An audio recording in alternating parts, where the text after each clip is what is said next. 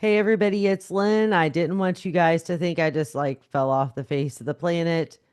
So I have been going every day for the last over a week now. Surprisingly, I'm starting to feel a little more human, although probably not very much.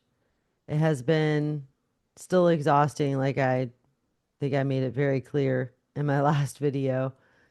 Like probably over the top clear about being exhausted. But praise the Lord, He has given me strength, even though I feel weak. He has given me strength to get things done. I still have more stuff to put away, although a lot less stuff than I had last time. I gave you guys an update. I was sharing some stories with you and various things like that. It's kind of neat and different being in such an old house. I think I said something in my last video, but the house I'm living in was built in 1910. So I told a story about the landlord's house. Some people got confused and thought that huge mansion house was mine. Just to be clear, no, it's not. That is my landlord's house. So I'm living in a building that was built, like I said, in 1910. He renovated it. He's still doing some work here, but he's getting it done. So it's very different because the previous house I lived in was built in the 60s. Now, I did live in a very old house years ago, back in, I think it was like 2016 or something like that, that was maybe 2 years older than this one. It was a really cool house, but I have not lived in a really old house in a long time. So it's kind of cool, but when it's hot out, it's kind of not cool because upstairs, where I'm at right now and where my bedroom is, uh, because it's an old house, gets very hot. So a few days ago, when it was in the 80s and the 90s, I had fans blowing. There's air conditioning, but you don't get the coolness of the air conditioning up here. It's like being in a hot attic. So I had like fans blowing and everything. It was very uncomfortable. But that's how it is in an old house. So I've been getting stuff together. I just got my bookshelves up today with my Bibles and my books, my study books, my concordances, which I use an app now. So I don't know how handy those are, but you never know if stuff goes down or there's a problem with things or there's electronics problem, then at least I have the hard copy of a concordance, even though I probably couldn't see it even with my glasses because I don't know why you ever notice in the concordances and things like that, like Strong's in the actual book, the print is so tiny. You practically need a magnifying glass to even be able to make sense of what you're looking at.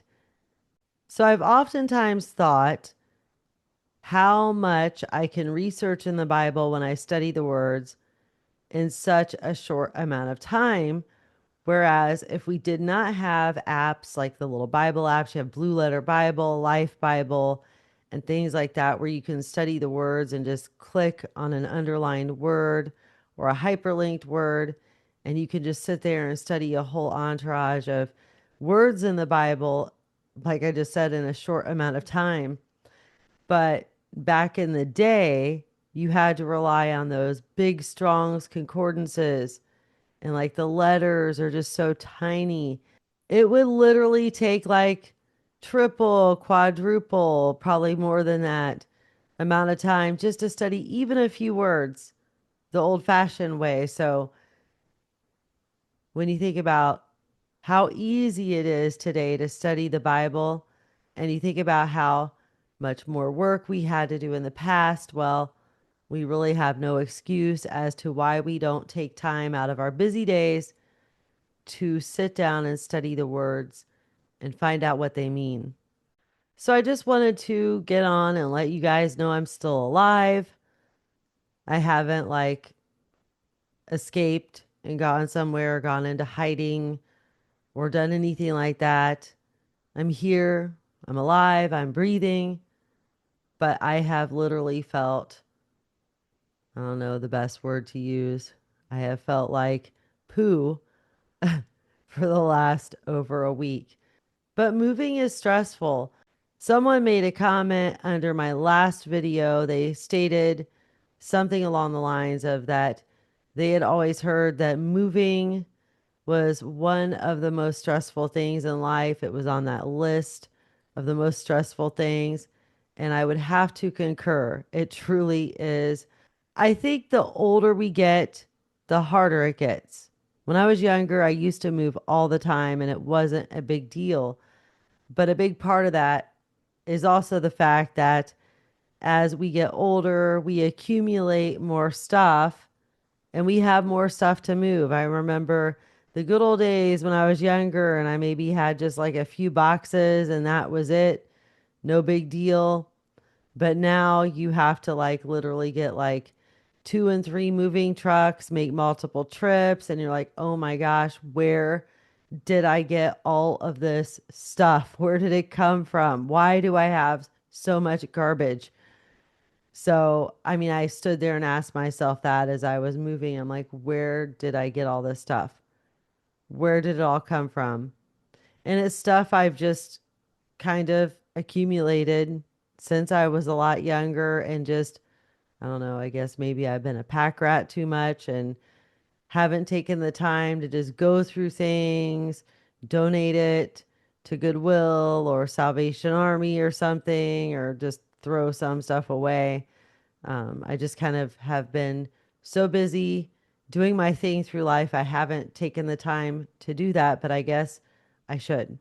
I should, because as many times as I've had to pack it up and move, you would think by now I would have learned to just go through stuff. I also have learned another valuable lesson: save your boxes, because I never did that before. I would think, I'm just going to throw them out. I'm going to stay here and inevitably something happens. You have to move again, and now you have to go pay a ton of money for moving boxes. So this time I have learned to save my boxes. Don't throw them out. So I don't know, it kind of brought something to my mind, something spiritual. When you look back on your life and you just stop and you kind of think about where are you right now? Like right now, right here at this exact moment, how much garbage, spiritually speaking, are you holding on to? How much garbage have you accumulated emotionally, spiritually, mentally, and you're just holding on to all of these things? I mean, I'll be honest, I wake up some days and it's like you'll take two steps forward, three steps back. It's like that Paula Abdul song back in the 80s, Opposites Attract. I take two steps forward, two steps back. But for me, some days it's like I take two steps forward and I take three steps back. And you're just sitting there thinking, oh my gosh, like you literally just feel like there's so much garbage piled up inside. So many things that you just wish you could do differently, so many things you do wrong. You just want to get right with God. You want to do things properly.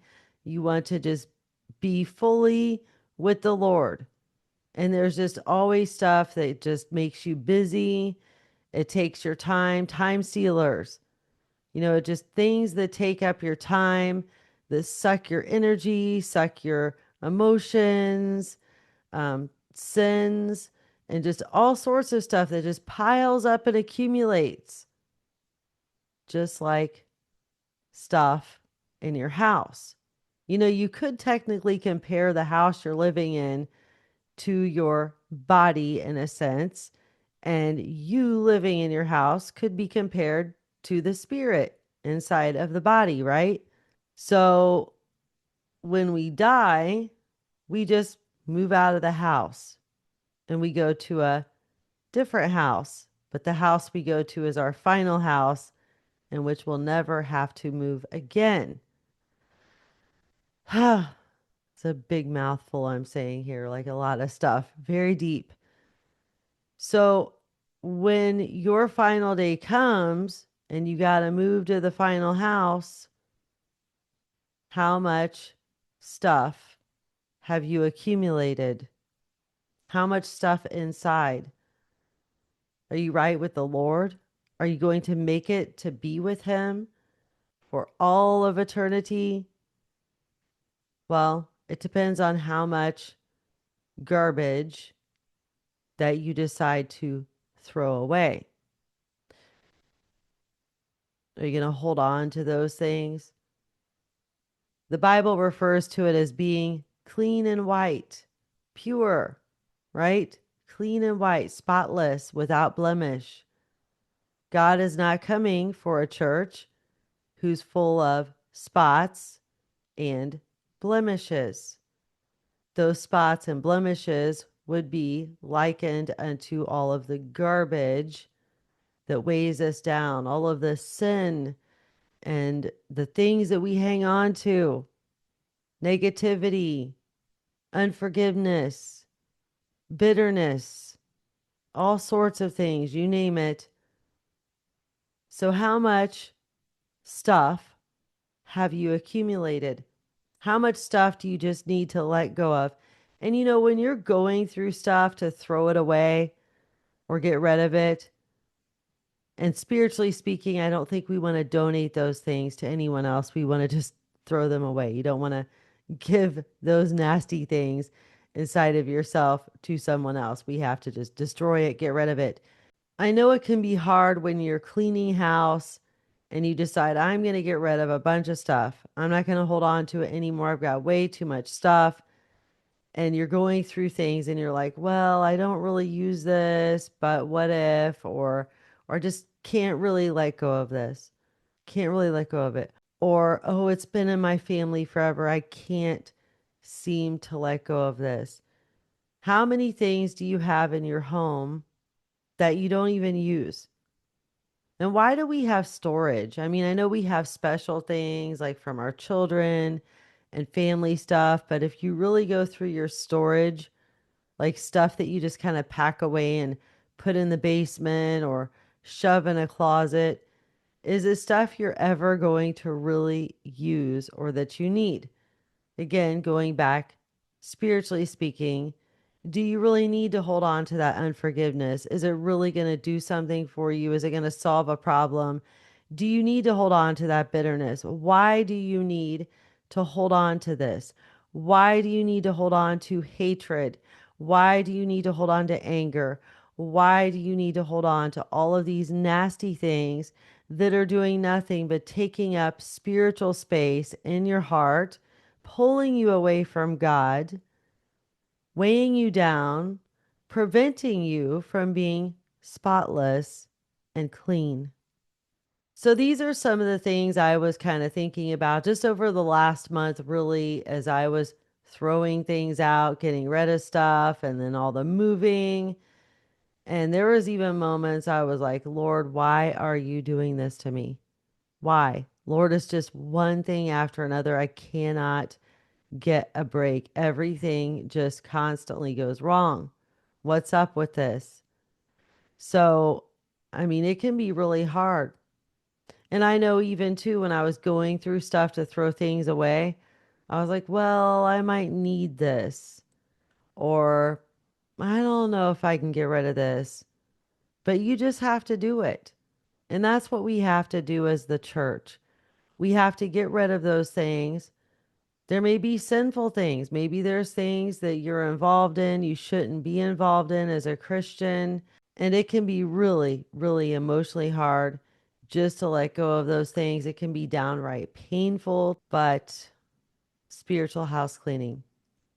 So, I guess my word for you for today in this conversation of all of the outright hell I have been through in the last few weeks, really the last couple months, to be honest, ever since I found out, I woke up to a text from my previous landlord about rent getting increased, and I was bawling my eyes out. So, ever since then to this point, it has been very difficult, very stressful, physically stressful, mentally, emotionally, in every way. And I've questioned many things as I've had to go through that. Many things.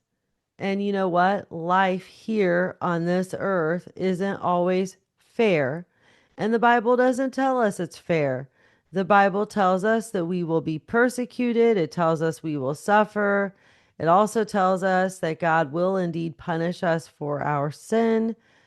All sorts of things that we really don't like to think about or acknowledge. And there are, unfortunately, many false teachers and preachers and pastors and authors who like to sugarcoat everything. But the truth of the matter is, it's time for us to do a cleaning, spiritual cleaning, sort through things, get rid of it. You don't need it. We don't need it. We don't need to hold on to bad things. We don't need to hold on to what is bad or what is evil or malignant or toxic. Heavens, no, we need to let it go. And if God instructs us in His Word that He doesn't want us doing certain things or partaking in certain activities or behaving certain ways, then we have to honor that in obedience to God. But we also have to trust God that He has a very good reason why He doesn't want us to partake in certain things. And it's not always easy because this house we live in wants to do its own thing. It's kind of like a house that doesn't work. Like maybe the heater goes out or the plumbing backs up. Boy, I could think of lots of things that would remind me of plumbing backing up, spiritually speaking. Kind of like when you start shoving things inside and you don't let it go. And then all of a sudden one day it hits you and it all backs up and you explode. Yeah, no fun. So I want to keep this short. You guys, think about that. Think about those things. Pray about it. Take it to the Lord. Take it to the Lord. Very important. Thank you so much for listening to this message. If you feel led or moved to sow a gift into what I do, you can do so via my PayPal or my P.O. box. I'm 100% viewer supported, 100%. And I rely on your support to continue sharing the truth with people all over the world. This is all I do. This is my full time job. God bless those of you who have been faithfully supporting me. And hey, I just need to mention to you guys so that you know, I have had a few people step up to the plate and help me, but I'm still in desperate need for support. I have needs, medical needs, dental needs, rent and electricity needs, and various living expenses like that. Nothing extravagant or fancy, but just normal stuff. And this is my full time job. So it's been really, really, really bad over the last year now, actually more than a year. But it's gotten much worse. The censorship is also horrible. The shadow banning to my channel. I want to remind you to go subscribe to my website so that you'll get every update. My website is 100% free. It's a WordPress. I'm posting my videos there. When I post a video, you will get an email notification. Now, I did not post my last video on my website, and that's because I had just moved. So I didn't have time to do that. But other than that, I'm posting every video on my website. Doug Diamond and I share the website. He posts like prophecy news, updates, and things like that. So come on over to the website, truthhuntersshow.com. Subscribe. We don't have spam, we don't have ads, nothing like that. We won't flood your inbox. Which reminds me, I need to mention if you don't see any updates in your inbox for a while, make sure you check your spam folder and do whatever you have to do to make sure it doesn't go to spam again. And then It could happen again in the future. So anytime it goes a really long time without any updates in your email, make sure that you check on that. So people on YouTube aren't always getting my updates. I know some of you do and some of you don't. People get unsubscribed. They don't think I exist anymore. So the way I'm fighting back against that is I'm using my website. So instead of relying on YouTube for those updates, just subscribe to my website. Put your email in and hit subscribe.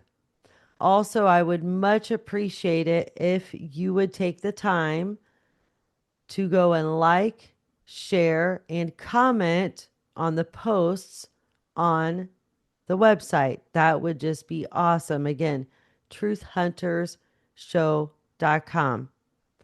And just want to mention one last time, if you feel led or moved to sow a gift into what I do to help me continue reaching people with the truth, I am going to be going back to doing my Bible studies. I just wanted to give you guys an update here. So we're still doing the Bible studies and things like that, the word studies. I'm restarting my Zoom this week. So I haven't done a Zoom meeting. I do a live Bible study every week on Thursdays. So I haven't done that for the past few Thursdays, starting that this week. But if you want to help me to continue doing that, again, you can do so via my P.O. Box or PayPal, Venmo, because when I just said it a second ago, I forgot to tell you the other ones. I have PayPal, Venmo, and Patreon, and all of those things are already linked on my website.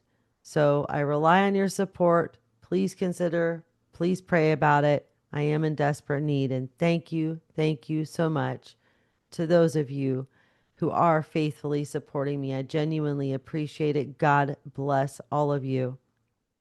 All right, everybody. Think about what I said. Spiritual cleaning, throw stuff away. Get rid of it. Don't hang on to it. It's no good. Get rid of it. Get right with the Lord while there is yet time. Study His Word. Spend time in prayer.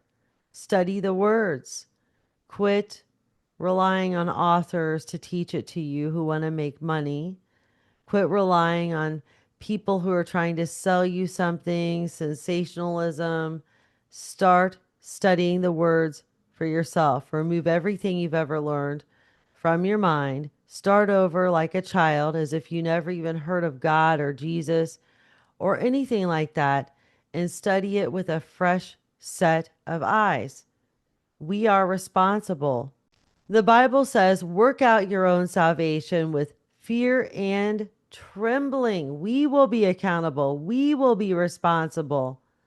So if you're listening to all these other people and not truly studying the Bible hardcore for yourself, and you're being misled and deceived, you're going to be responsible for it. Your salvation, your relationship with the Lord should be the most important thing in your life. And of course, then you shall know the truth, and the truth shall make you free.